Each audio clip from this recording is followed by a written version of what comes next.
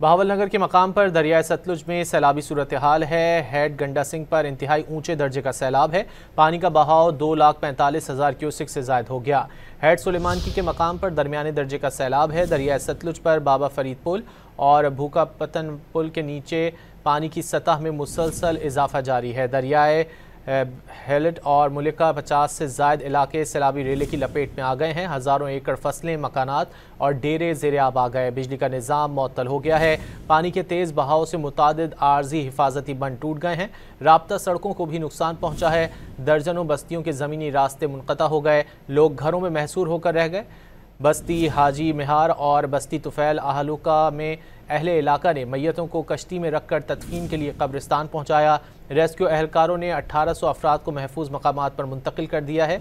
ज़िला इंतज़ामिया की जानिब से दरियाए हेलिट से मुलिका इलाकों को खाली करने के ऐलानात किए गए हैं। हुक्काम के मुताबिक आइंदा 4 रोज़ में बहावल नगर ज़िले से बड़ा सैलाबी रेला गुजरेगा।